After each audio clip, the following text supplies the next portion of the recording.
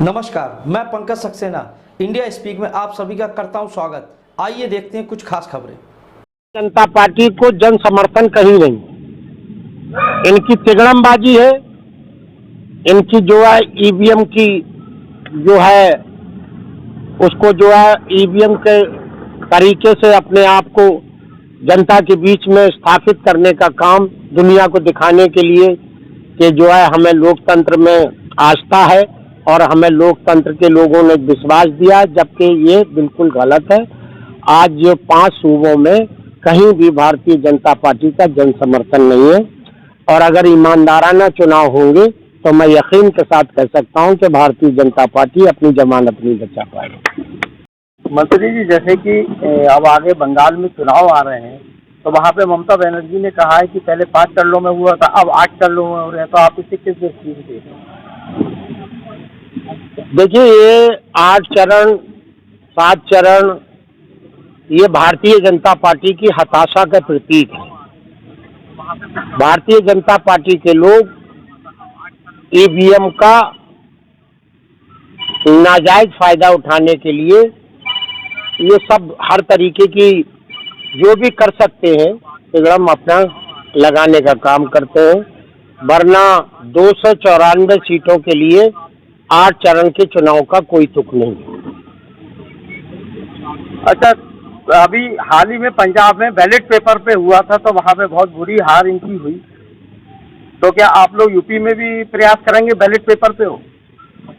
हम तो आज से नहीं, हमारा मूवमेंट है, हमारा आंदोलन है ईवीएम के खिलाफ। पूरी तरीके से हमने जो है माननीय उच्च न्यायालय से लेकर सर्वोच्च न्यायालय तक के दरवाजे को खटखटाने का काम किया है और जन जन तक इसे आंदोलन बनाने का काम किया है।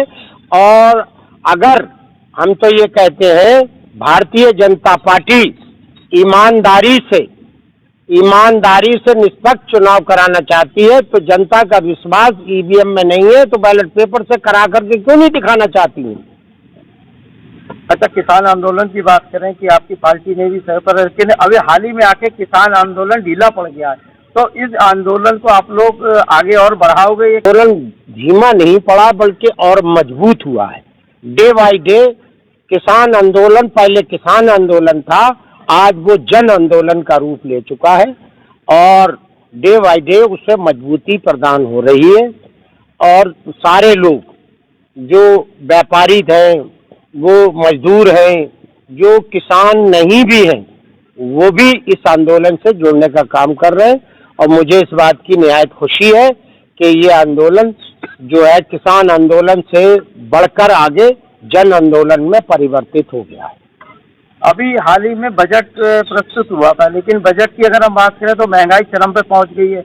यही सरकार जब नहीं थी तो सिलेंडर 400 रुपए का था, तो ये लेके बैठ गए थे, आज 800 रुपए का हो गया है। और पेट्रोल और डीजल की जो दाम बढ़ रहे हैं उस पर आप कहते? देखिए, ऐसा है कि भारतीय जनता पार्टी और हमारे देश के प्रधानमंत्री जी ने बहुत चीजें कहने का काम किया था। 15 लाख लोगों के खाते में भिजवाने का काम किया था, 2 करोड़ हर वर्ष नौकरी देने का काम किया था, किसानों की आय दूनी करने का काम किया था, व्यापारियों को जो है राहत देने का काम किया था और आतंकवाद खत्म करने का काम किया था।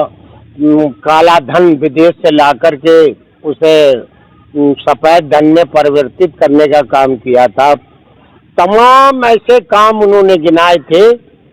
आज मैं पूछना चाहता हूं, उन्होंने कहा था महंगाई को हम इस कदर सीमित करने का काम करेंगे जो मनमोहन सिंह सरदार जी की, प्रधानमंत्री जी की हुकूमत में 46 रुपए 47 रुपए को डीजल था, उन्होंने कहा था कि हम इसे 23 रुपए में देने का काम करेंगे। आज सब कुछ इसके विपरीत उल्टा करने का काम अगर किसी ने किया है तो हमारे देश के मौजूदा प्रधानमंत्री जी के नेतृत्व में चलने वाली भारतीय जनता पार्टी की सरकार ने किया है। आज महंगाई इस कदर चरम सीमा पर है, महंगाई के साथ साथ आमदनी बिल्कुल जीरो है। और जब महंगाई बढ़ती चली जाती है और आमदनी बिल्कुल जीरो हो जाती है तो वो अपराध को न्योता देने का काम करती है। इसी के तहत आज उत्तर प्रदेश में मैं ये कहना चाहूँगा, भारत सरकार के आंकड़ों के हिसाब से बहुत जबरदस्त तरीके से अपराध में वृद्धि हुई।